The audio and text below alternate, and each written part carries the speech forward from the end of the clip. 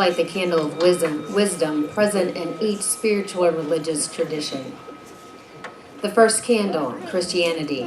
Grant me the gift of counsel so that I may choose what is more conducive to my spiritual advancement. Grant me the gift of understanding so that I may apprehend the divine mysteries and by contemplation of heavenly things detach my thoughts and affections from the things of this world. Grant me the gift of wisdom so that I may rightly direct all my actions. The second candle, Hinduism. They live in wisdom, who see themselves in all and all in them, whose love for the Lord of love has consumed every selfish desire and sense craving tormenting the heart, not agitated by grief nor hankering after pleasure. They live free from grasping in fear and anger, fettered no more by selfish attachments. They are not elated by good fortune nor depressed by bad. Such are the wise ones. The third candle, Buddhism. Let us be at peace with our bodies and minds. Let us return to ourselves and become wholly ourselves. Let us be aware of the source of being, common to all of us and to all living things. With humility, with awareness of the existence of life, let us practice the establishment of peace in our hearts and on earth. The fourth candle, Judaism. The world is a painting and God is the artist. On Shabbat, when we are charged with the responsibility of steeping ourselves into an atmosphere where we see the world totally as a reflection of God, the world may be seen as manifestations of his imaginative thoughts. In this sense, God is the artist. The universe is his gallery, and on Shabbat, it is open to the public. The fifth candle, Islam. I say that if the sea were ink with which to write the words of God, the seed would surely be consumed before his words were complete. Even if there were a second sea, it too would be consumed, and the task would still not be finished. The sixth candle, Native American religions. Everything on earth participates in a constant change that is being directed by an order of laws and principles originated by the Great Spirit. We humans are equipped with natural change abilities. We have the ability to vision, we can use imagination and imagery, we can change belief, attitude, habits, and expectations. We need to know ourselves, and we need to know how we work inside to enable us to change naturally. Great Spirit, teach me to change in harmony. The last candle, seventh candle, Sikhism. O Lord, protect me with your hand, thus my heart's desire be fulfilled. May my mind ever seek the refuge of your feet, and you sustain me as your very own. May this wish be fulfilled, and I may ever yearn to reflect my mind on you.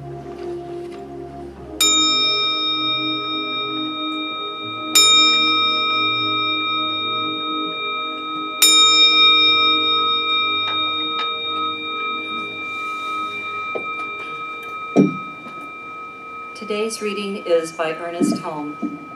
But faith without work is dead. We should not only pray, we should act, each contributing the best he has in the common purpose, each willing to make any sacrifice necessary.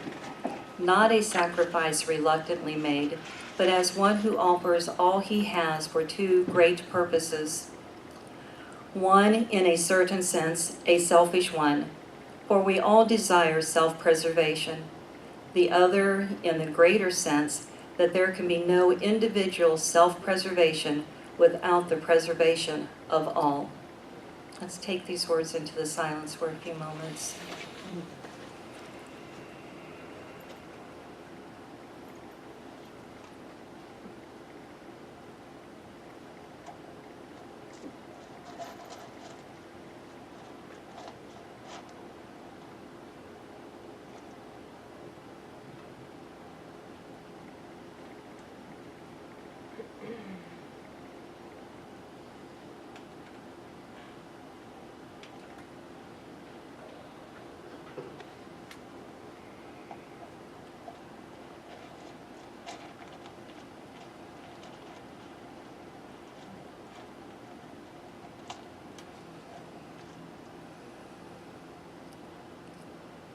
God is present right here, right now, in every single person here, every single person all throughout the world.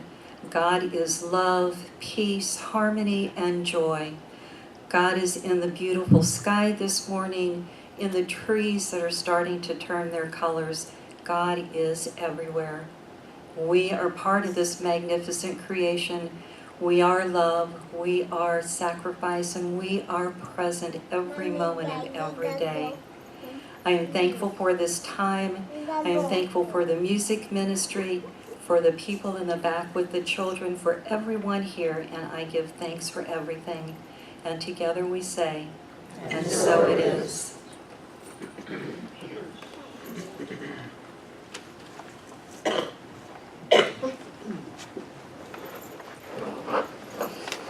Becky got me new batteries, so I should be in good shape.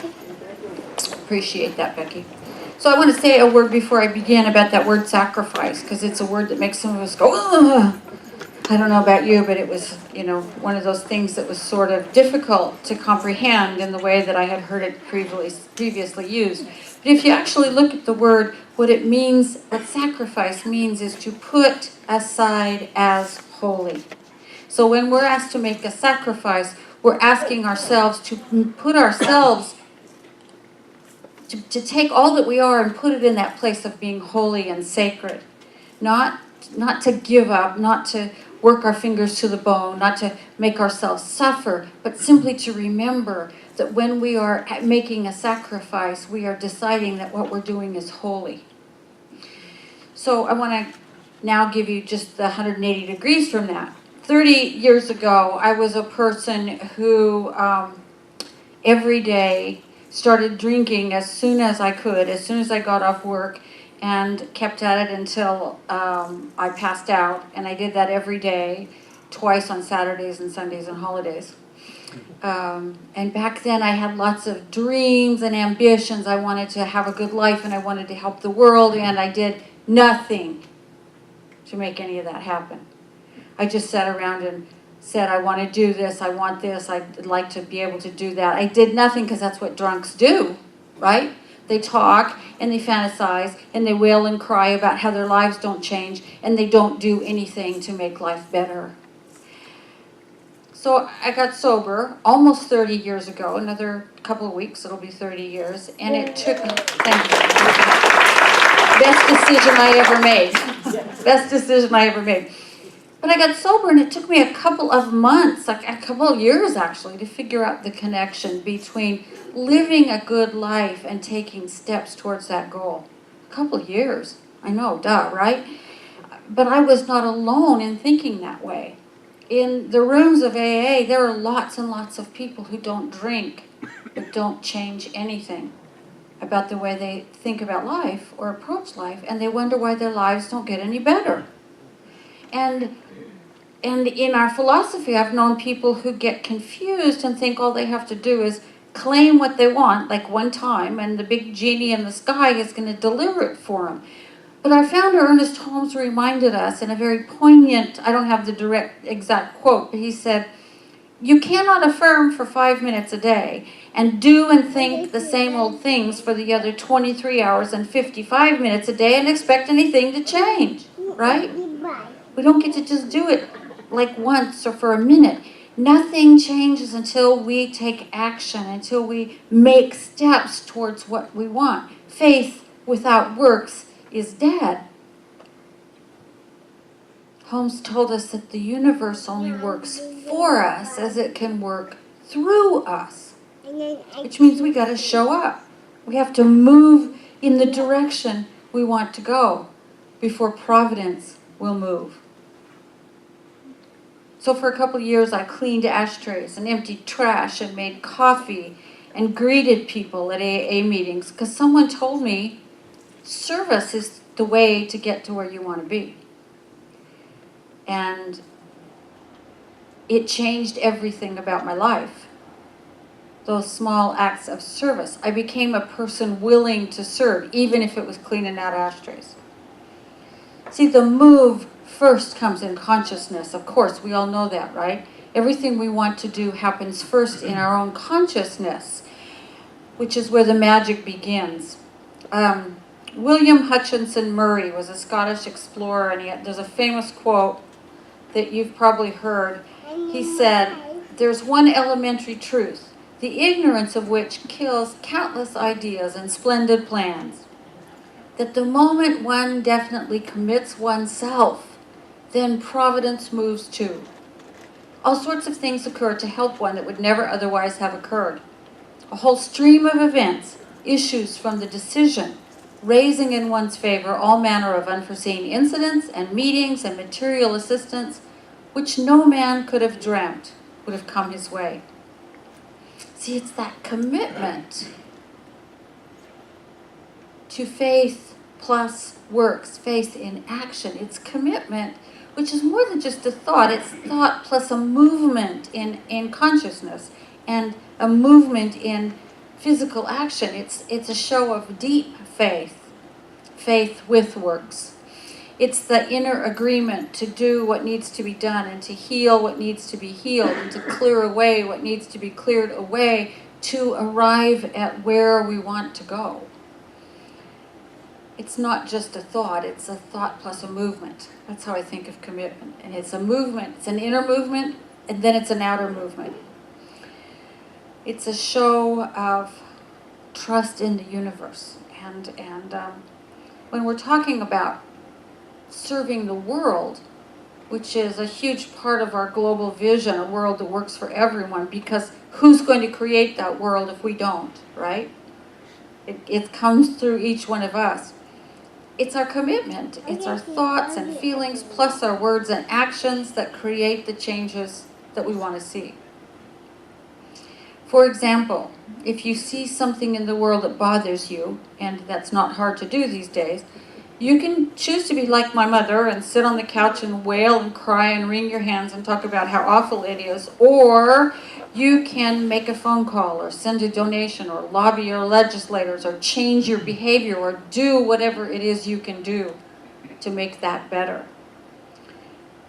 Are you going to connect with an idea or an organization or a group of people who are changing things, or are you going to sit in your recliner and think about how much you'd like things to be different? I think most of us, including myself, choose the recliner approach sometimes, don't we? I mean, life is tough. Life is too busy. We have too much to do. We don't know how to get involved. We don't have the energy to get involved. We're afraid we're going to offend somebody, so we stay in the recliner. But here's something that I found to be true through cleaning those ashtrays and making that coffee and straightening up and setting up those chairs. Living in service to the world is an attitude. It's an approach to life. And when we take that attitude and strive to live in service, then everything changes. Our whole lives will change. When we live from an attitude of service, the first thing we find out is that we have so much more to offer than we ever thought. We find out that what it is we have to offer is ourselves, our time, our presence, our attention. So much more essential and valuable than the merely material things we can offer.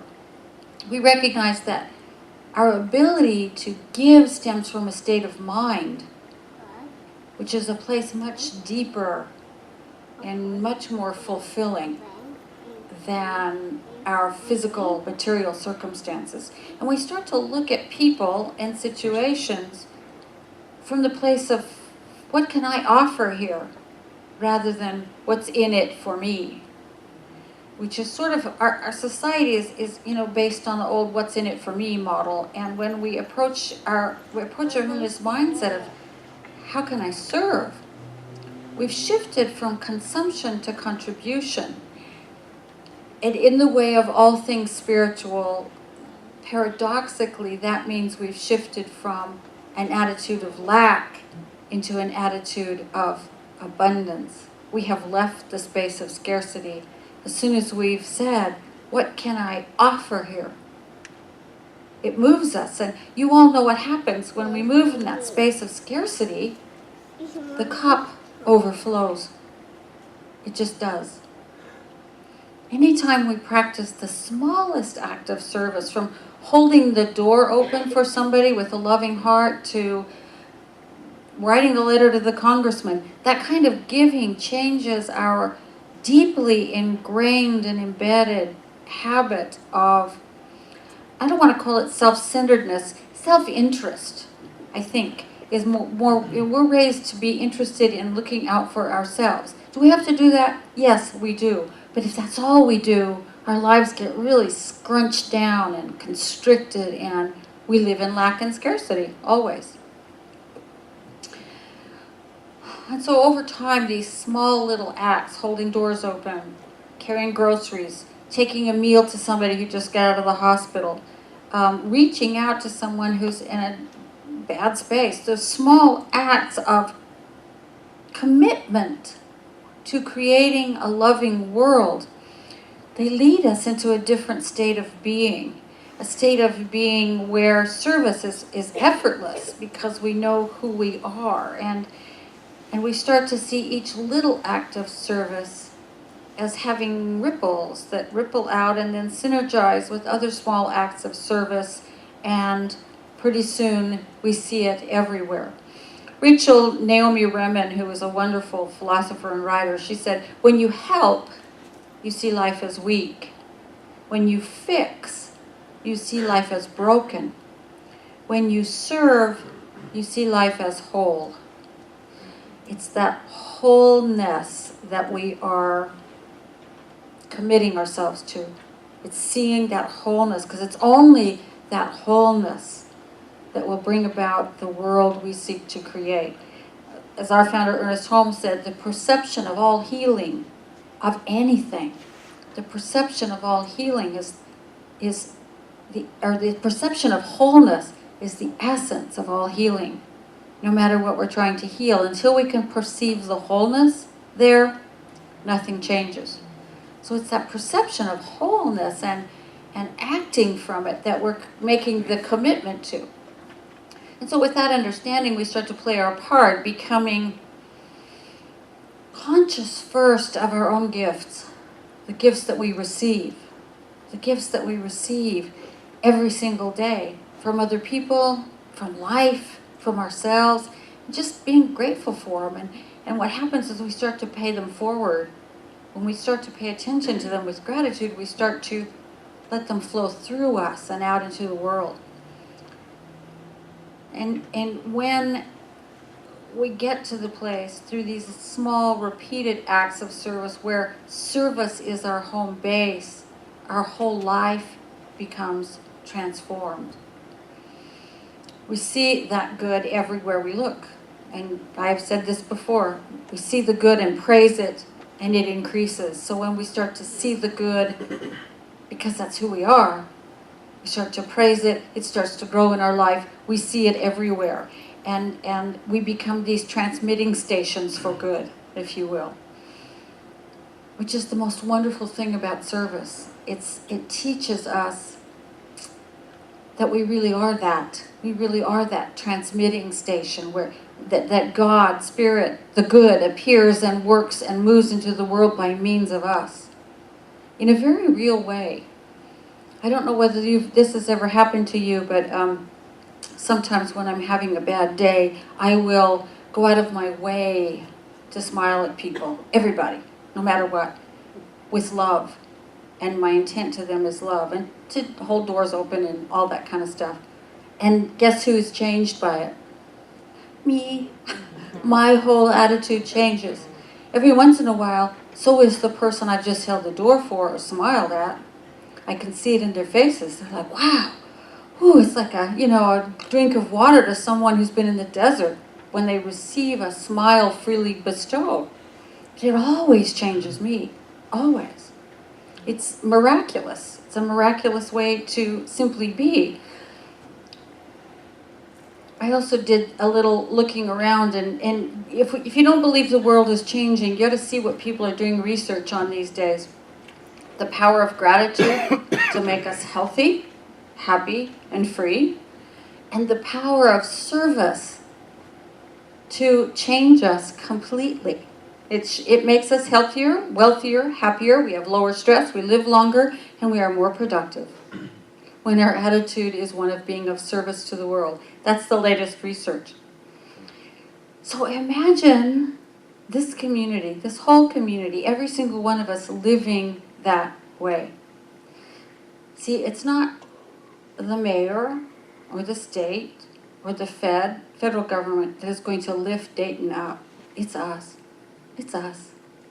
And it's not the people of Chicago, or it's not the government of Chicago or the feds or the Illinois government that's going to lift Chicago up. It's the people of Chicago. It's the people in the place saying, how can I be of service to this community? Whether it's this community here or the Dayton community or the whole world. It's a few committed people who say, I want to be of service, period. Not, I want to be of service because it makes me feel good, or I want to be of service because I know my life will get better. Simply, I want to be of service. That changes things. So all we have to do is get started. And there are so many places, so many service opportunities the opportunity to be of service shows up 100 times a day. Whether it's your spouse or your children or your neighbors or a friend or someone here. And here, I mean, there are a million places to get into service here. The Hugs team, what a great place. Talk about instant gratification for your service, right? Someone walks in, you greet them, you hug them, you get a hug back. Wow, how wonderful. The welcome team, the people who reach out to our newest guests and invite them into the community. The youth ministry, I talked about that last month. Our most brilliant lights are those kids. They are amazing.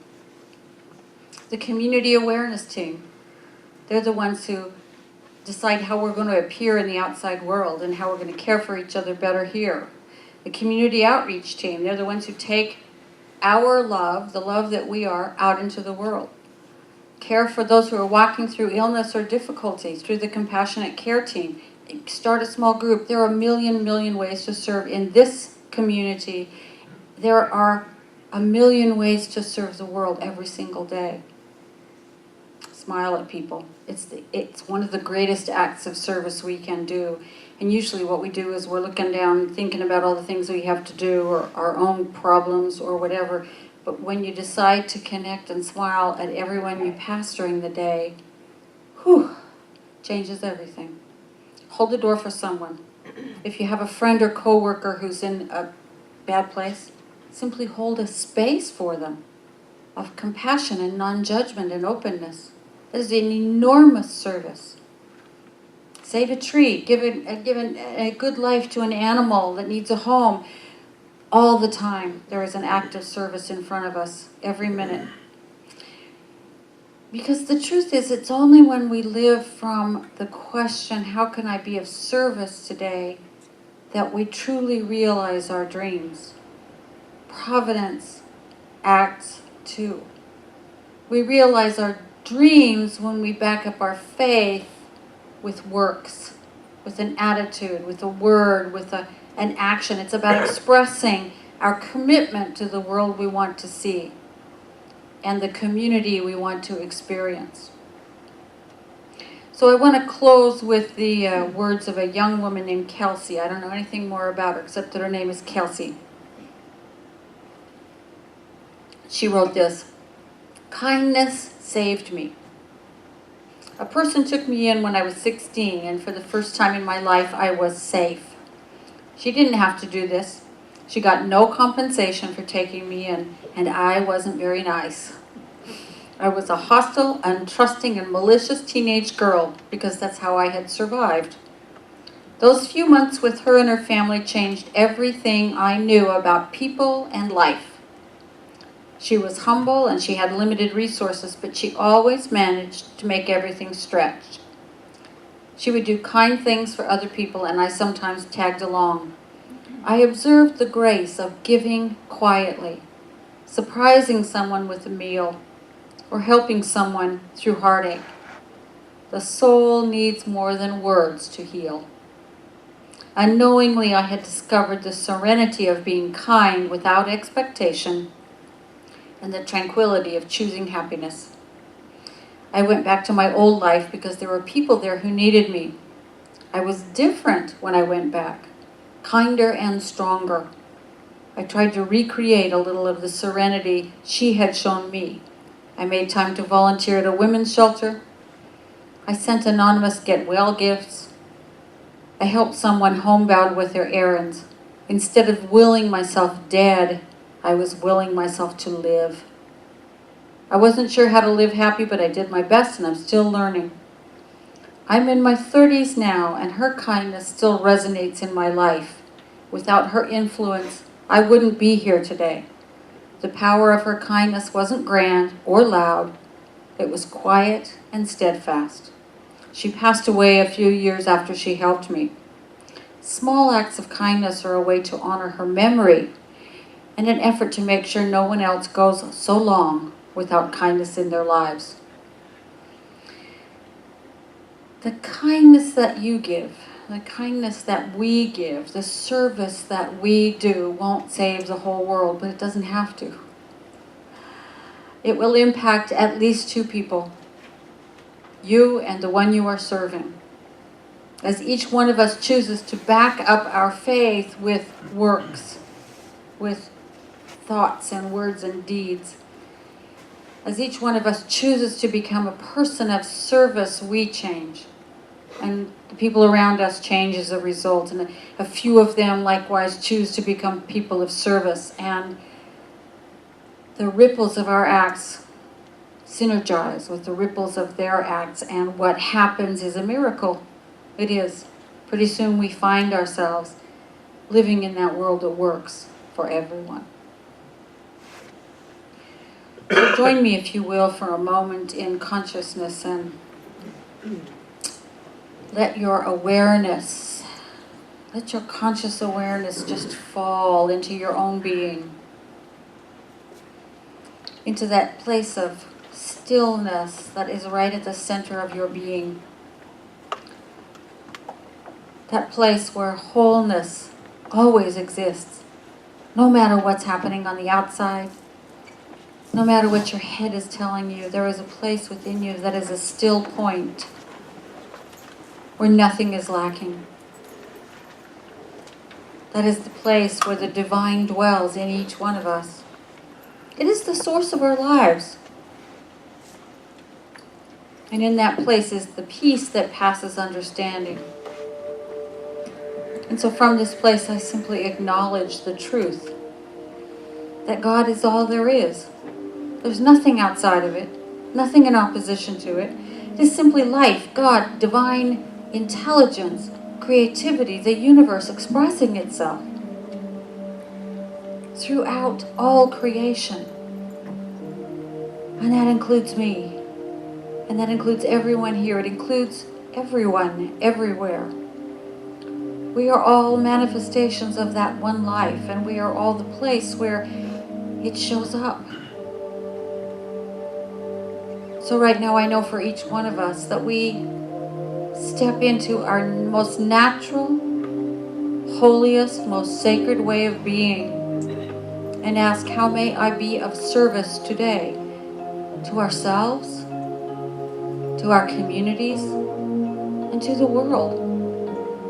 And as we do that, we reap all the benefits, including the most central and important one. We remember who we are. We remember who we are. We remember that we are transmitting stations for the good of God, for the kindness and love of God, for the power and wisdom of God, for the infinite intelligence of God. That's who we are.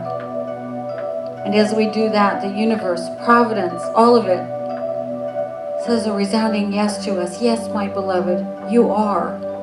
Yes, my beloved. How grateful I am to just realize this about life in general and about each person here. How grateful I am for this community that seeks to be love in the world. How grateful I am for all who say yes to life. How grateful I am. And in gratitude, I simply release these words because the universe has already said yes. I say, thank you, God. I let it go. And we say together, and so it is.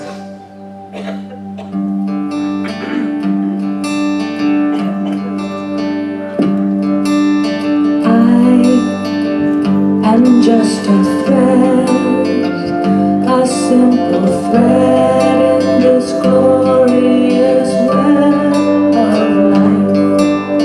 We are all just drops within a stream flowing towards an ocean of light. We may forget where we come from. We may forget where we're going to. I might not see that you're a reflection of me as much as I'm a reflection of you.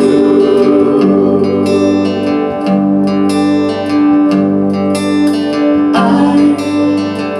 am just a seed, a blessed seed with eternity unfolding in me. And I pray that as I grow, I will reveal the love that illuminates my soul. When I remember where I come from, when I remember where I'm going to, then I will see that you're a reflection of me as much as I'm a reflection of you.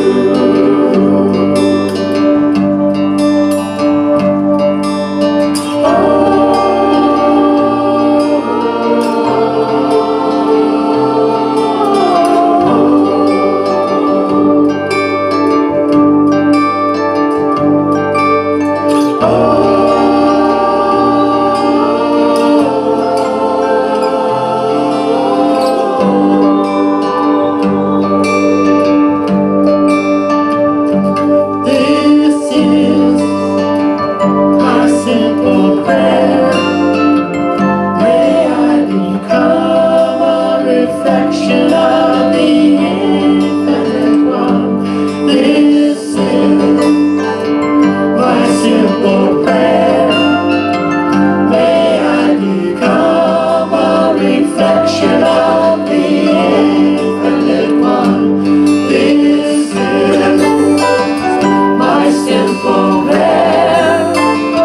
May I become a reflection of the infinite one. This is my simple prayer.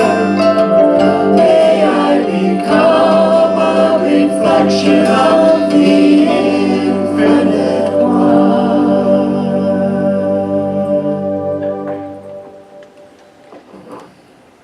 Amen. We now take the opportunity to give in support of our spiritual center. Everything that you give makes it possible for us to be here every Sunday, to offer the classes and the workshops that we offer, to provide space for meditation and other spiritual practice, to have a place where our kids can learn how magnificent they are, to create a community where we all grow because we are people of service. So I invite you to simply pause and take a breath and think about all that is here for you and all that life brings to you, and simply be grateful, so that we give from gratitude, which is the attitude of thank you and openness to more good. And please know with me, my heart is open. My heart is open. I give from my open heart. I give from my open heart. I know that as I give, I am given to. I know that as I give, I am given to. And I am grateful. And I am grateful. And so it is.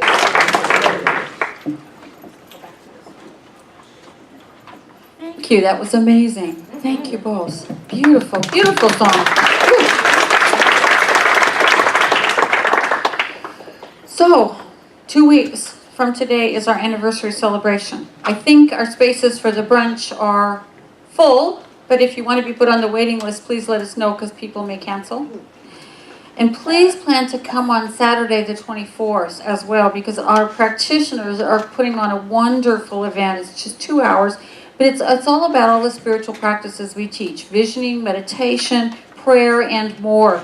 They are providing you this opportunity to sort of learn more and expand your wisdom and get a little practice.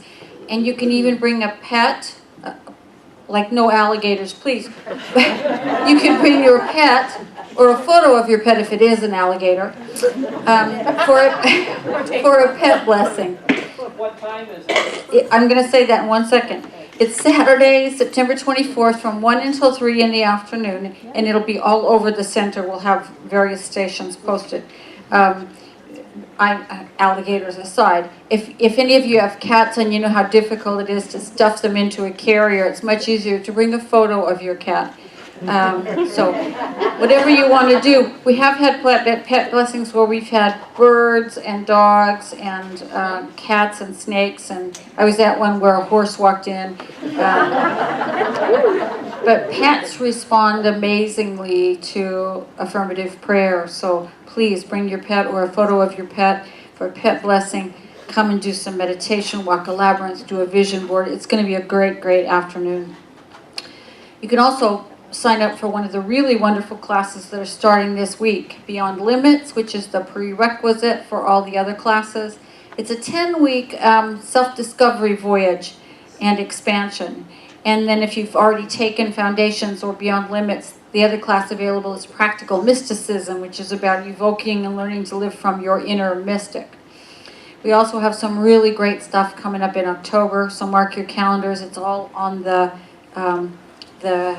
page of your bulletin called calendar. Go figure. October, let me see what that date is. It's October the 8th is a free estate planning and asset management program. We have an attorney from Cincinnati named Julie Bodnar, who is a wonderful, wonderful woman, and she's going to help you understand how to protect your assets and provide for your family, and why it's important to have things like a medical power of attorney and all those kinds of things. It's free and it'll be here at the center, so mark your calendars now. October 22nd is our annual fall hike and camp. There's so much happening that's wonderful. Take a look at that page and see what you might be interested in. And then there's a couple of extra flyers about things that are coming up around here as well. If you would like prayer after service, you can ask any of the people in the white or teal shawls. Just say, I would like prayer. It's their gift to you on Sunday. We call it a 1-minute miracle. And they will find a corner with you and pray with you. You can also put a written prayer request in that little prayer chest, which is on the table back by the door. We'll pick it up after service. You can also call our prayer line. The number's on the back of your bulletin. Or you can go on our website and click the link to do a written prayer request. Thank you all to all of the practitioners for your being here and your willingness to serve always. I want to say a special thank you today to Teresa Napke and the grounds team, because at the front, the grounds look beautiful. Thank you, Teresa, and your team. You're fabulous. And thank you to everyone who made this morning's service possible. The ushers and greeters, the Consciousness Cafe team. Please join us in the cafe for food and fellowship after service. The practitioners, the welcome team, this fabulous group of musicians. Yay! Higher Mind Band, they're awesome. Kenny, it's so nice to have you back. Thank you. This is Steve Lee here. This is Amy's husband, Steve, who is also Steve. A butt-kicking musician, that's right. Thank you, Steve and Amy, both. We're so happy to have you. Thank you to everyone who's here. It's been a wonderful, wonderful morning, and have a fabulous, fabulous day. You too. So let's close for our stand. Let's stand for our closing affirmation. Let's close for our standing affirmation. And our closing song, which is Stand. So please repeat after me. Today I choose to be a person of service. Today I choose to be a person of service. I greet the world with a loving heart. I greet the world with a loving heart. As I serve, I realize my dreams. As I serve, I realize my dreams. Life is beautiful. Life is beautiful. And so it is. And so it is. Have a really, really good week, everybody.